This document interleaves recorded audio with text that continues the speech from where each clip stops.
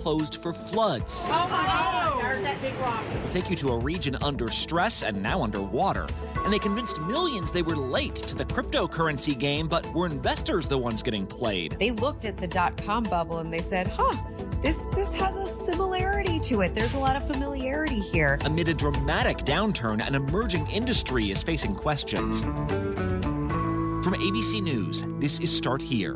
I'm Brad Milkey.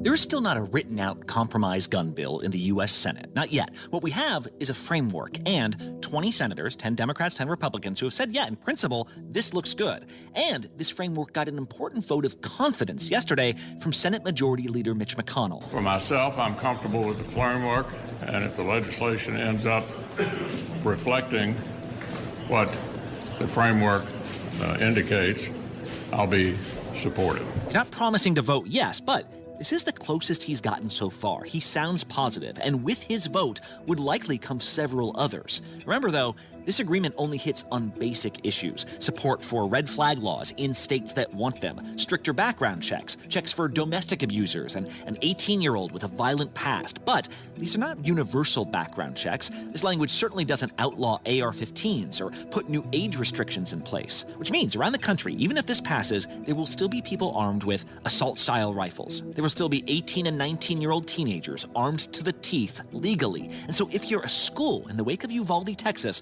the question is, what else can we do to protect our students? We have had requests from schools to allow this to be done. Well, earlier this week, Ohio Governor Mike DeWine signed a new bill that will make it easier for teachers to carry a gun in the classroom. The Republican governors actually tried this once before, but state courts sided with parents who said teachers should at least get specialized training, the same basic training as police officers, more than 700 hours of instruction. Well, this new law does require training, 24 hours of it.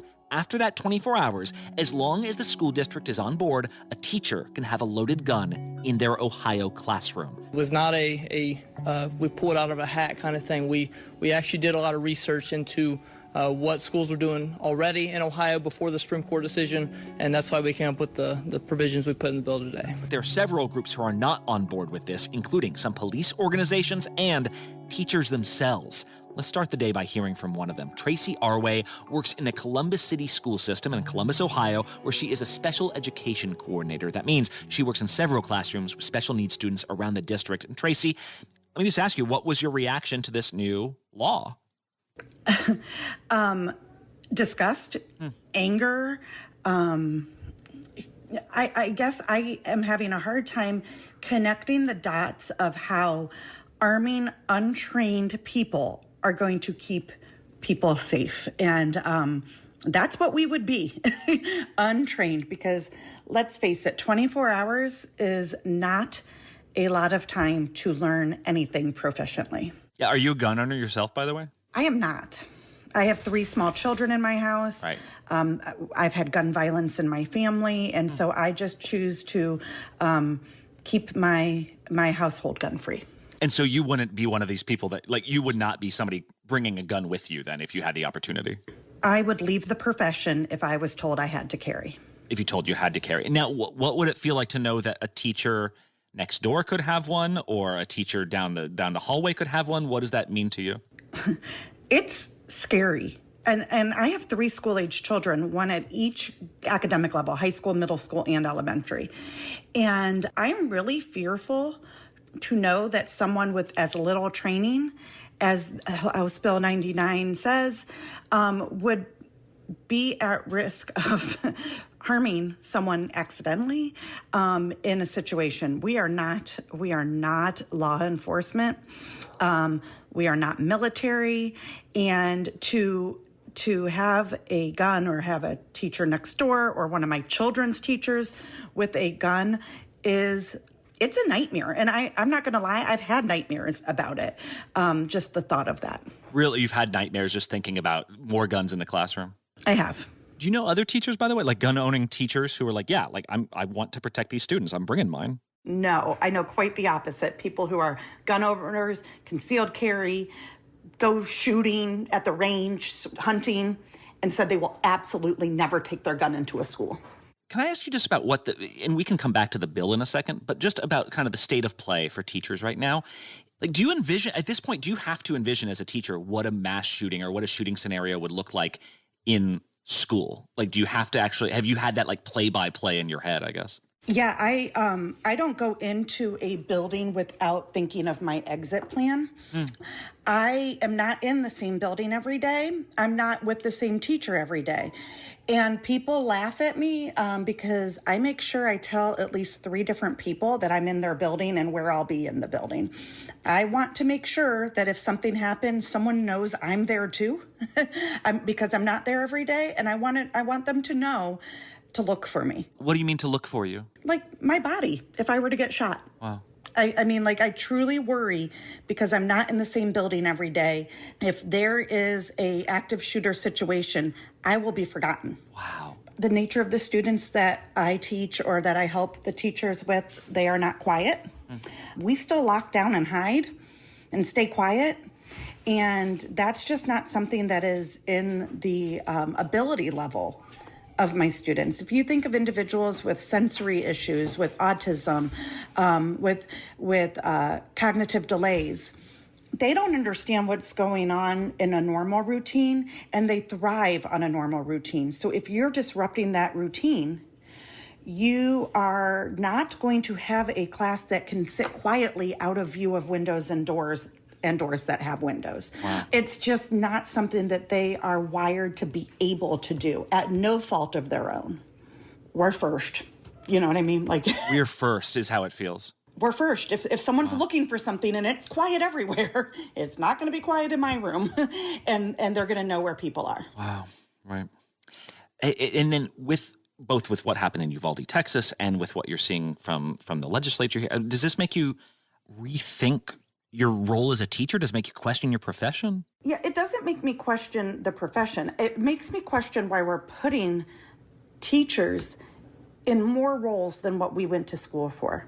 90% of my colleagues have advanced degrees, master's degrees. I almost have my doctorate. We all go to school to be the best educator we can. I understand that we have to take on some social issues, but to take on law enforcement on top of it is a lot. And I think that we have a lot of people leaving the profession because of things like this. Not to be cliche and what like the buzz lines are, but we can't pick out books for our children in the library or be trusted to teach curriculum, but now we could be trusted to have a handgun or worse, a weapon. And, and I know that that's like what, that. Like it feels like you're second guessed in everything except the choice of gun you I bring went to into the school classroom. to know how to pick out a curriculum and deliver curriculum and pick out books that are appropriate for children for their age and developmentalness. That's what I went to school for. I'm a professional and an expert in that. I am not a professional or an expert in when to use a gun, how to use a gun, how to determine which student is actually the threat. What if I shoot the wrong one? Right. My students watching me with a gun, the trauma that will bring. It's, I think, something that is forgotten. But then it makes me wonder, how do you protect kids, right? Because like you said, it's not our job to be police, but then what do? Do you bring police into classrooms? A lot of them have been driven out of schools because you don't want to over-police campuses. Like, are locks on the door enough? What steps do you think should be taken to alleviate the risks out here? I think it's systemic. I think it is community-driven. I think all of the changes need to be looked at. The school is a part of the equation, but they are not the solution in the equation.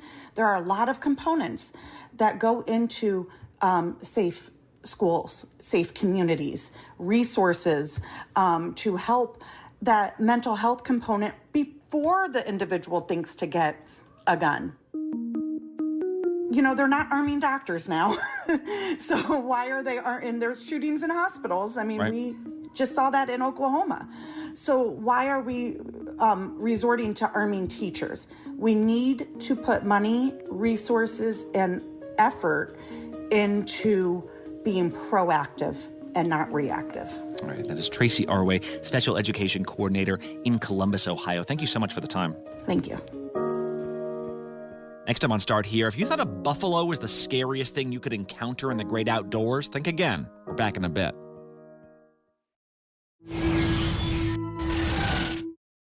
With so much at stake, so much on the line, more Americans turn here than any place else. ABC News World News Tonight with David Muir, America's #1 most watched newscast, now streaming on ABC News Live.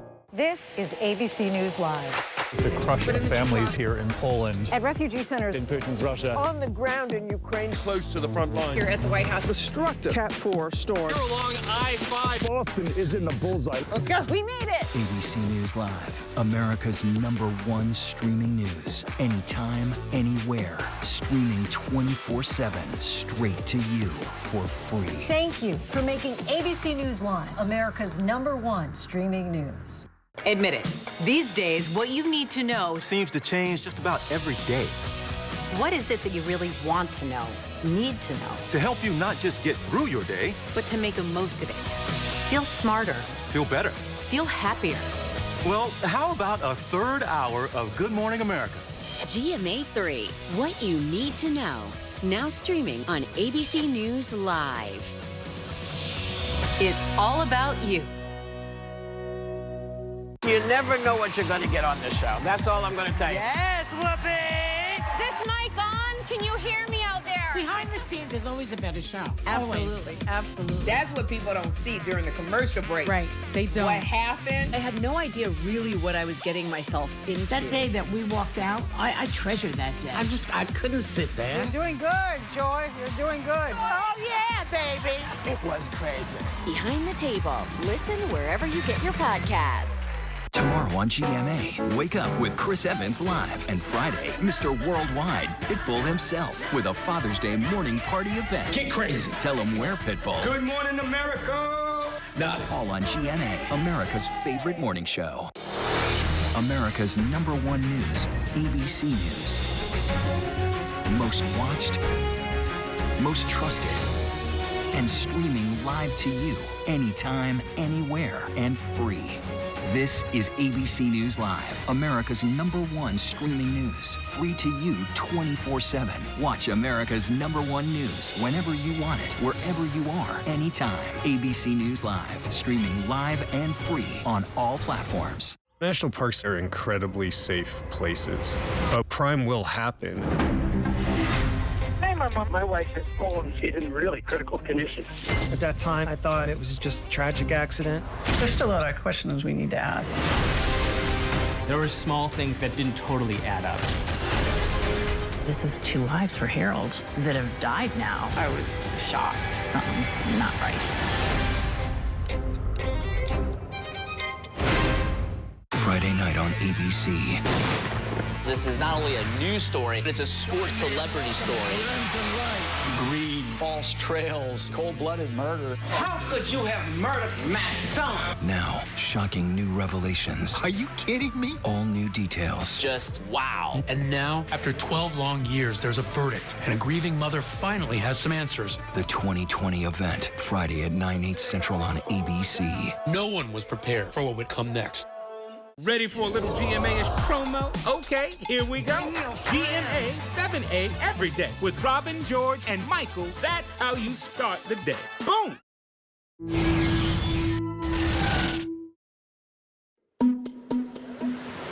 Those steel pylons, the bridge pylons, they're laying on the bank. You go to a place like Yellowstone National Park for adventures, but they're not supposed to be like this. Oh, my God. There's that big rock again. In the last few days, Yellowstone has had to close down because of massive flooding that has wiped out everything in its path. And that flooding has not been limited just to the park either. ABC's Will Carr is on scene right now. Where are you, by the way, Will? Morning, Brad. We're in Livingston, Montana right now. That's about 50 miles from Gardner, which is the northern point of Yellowstone Park. Gardner, up until late yesterday, was completely shut down, wrapped around by these floodwaters. They were able to open up the road, Highway 89 there, to let hundreds of tourists who were trapped in Gardner escape. But it is tough going right now in and around Yellowstone because of all of this flooding. Yeah, and can you just put these pictures into words, like, just to give us a sense of how powerful these floods are, because they're bizarre to watch. Totally. So let me just set this up for you. Last week, they had pretty hot temperatures here. And so the snow melt, because you pretty much have snow year round in this part of Montana, the snow melt started to come down from the mountains. Couple that with some record-setting rain. That is what led to this catastrophic flooding. We've got about 4 feet in our basement, and there's about 2 feet covering the entire street in front of our house. Holy. We've seen bridges washed away. We've seen homes washed down into the Yellowstone River.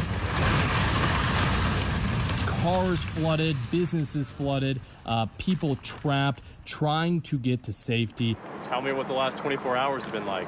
We got in town Sunday night and just the water start running. We spoke to one family who was from Tennessee. They were coming through. They planned to just spend one night in Garner, and they got there right when the floodwaters are going up. They got surrounded by the waters. It was just going really fast, and the water was just taking logs down the river. They rode it out in Gardner until they opened up the road so that they could leave. And when we were talking to them, they were some of the first people out.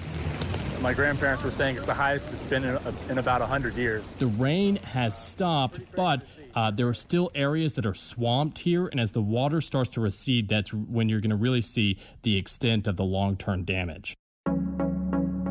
Is there a sense of when you... I mean, reopening, I guess, is its own question, but just when you can, like, get this under control. So authorities are hoping to reopen Yellowstone as soon as possible. The caveat to that is the north side of the park, especially Highway 89, which is the main road that snakes through the north side of the park, that sustained major significant damage. So it's going to be quite some time before that part of the park reopens. The rest they're hoping to get open soon, but they have to let all that water recede, go in, check for damage, check about the impact to the water system, to the sewage system, before they can definitively say, yes, we can let people come back in. The secondary issue here is you have a lot of towns that it's their lifeline that to have this park. And so if it's going to be shut down for any amount of time, that's going to be a major economic impact on all the families that live in this area. Yeah, and I think worth highlighting, Will, what you said at the beginning, that this was all prompted by hotter temperatures than usual. So with climate change, we've seen parks shutting down because they're huge tinder boxes at some point of the summer. Others now, like Yellowstone, completely flooded because of higher temperatures. Will Carr, there in Montana. Thanks so much. Thanks, Brad.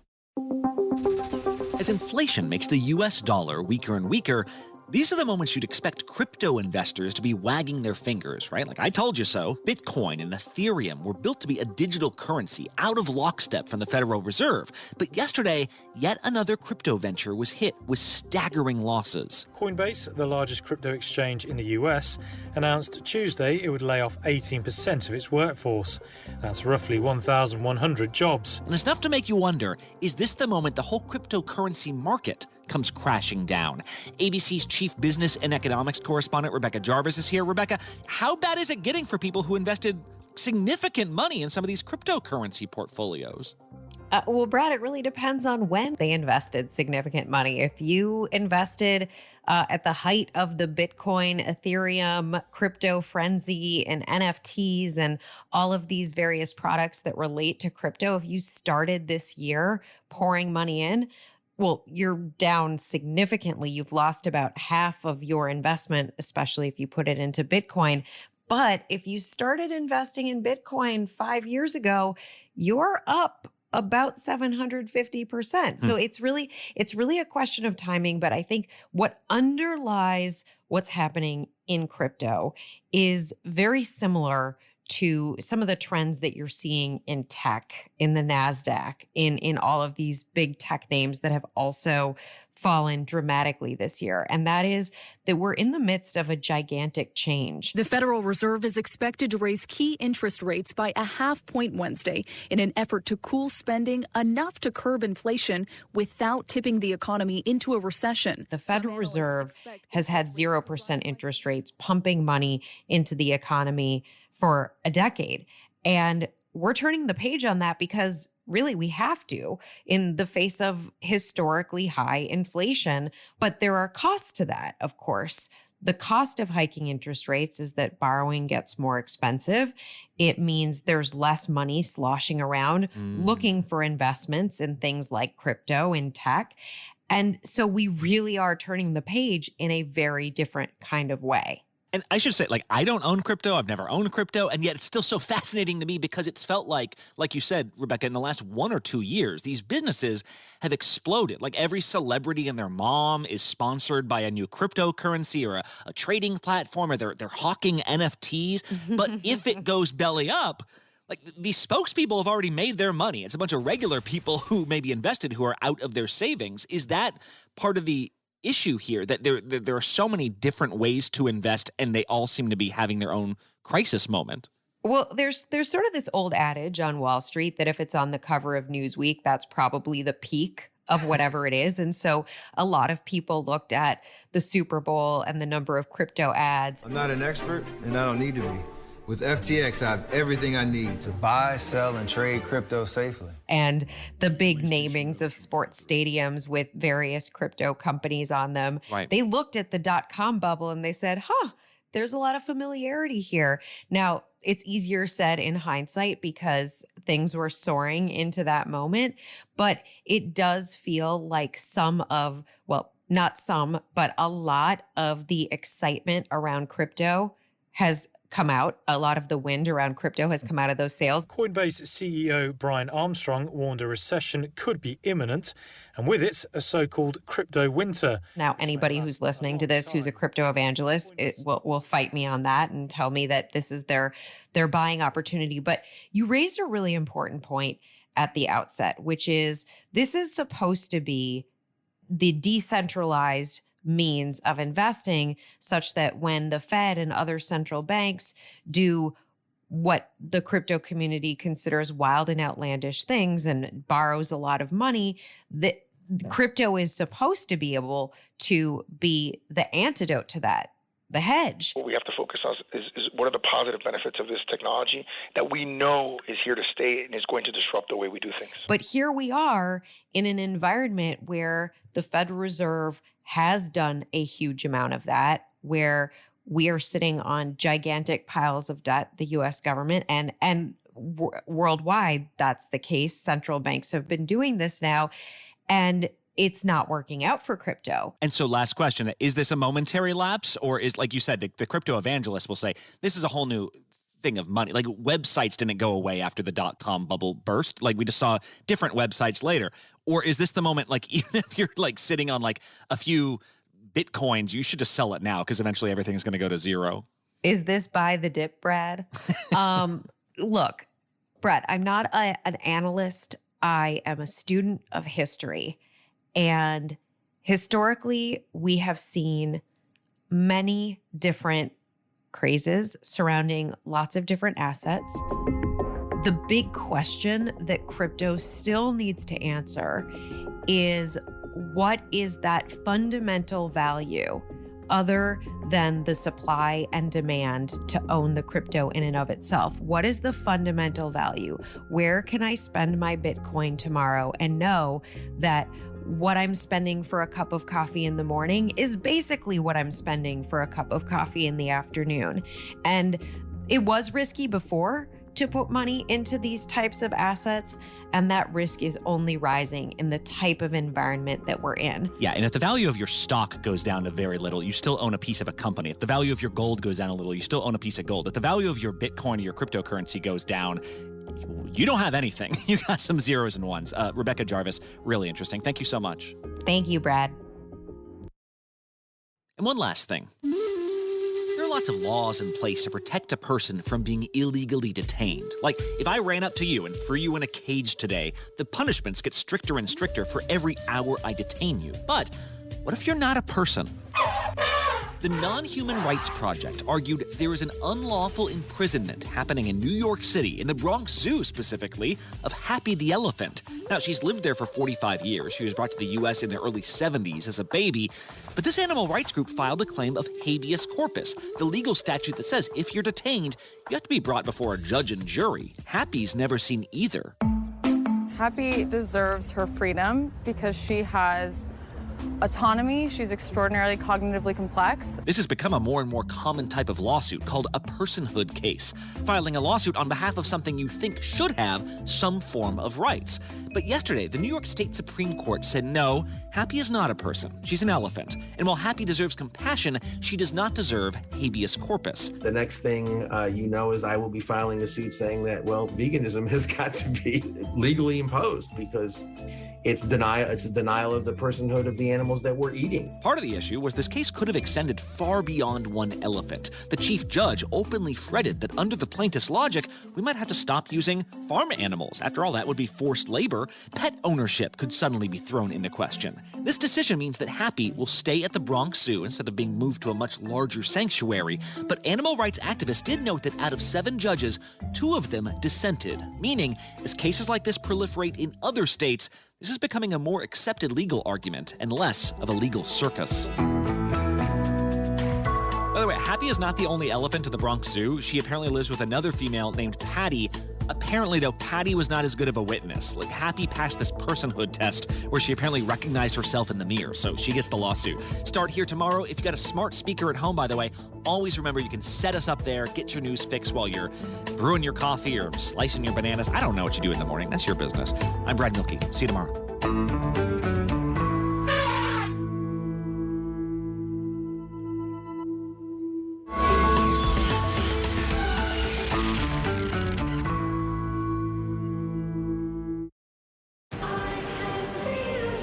The deeper you go into black markets, the darker it gets. Traffic, Wednesdays at 9 on National Geographic. Right now, with so much at stake, Sunday mornings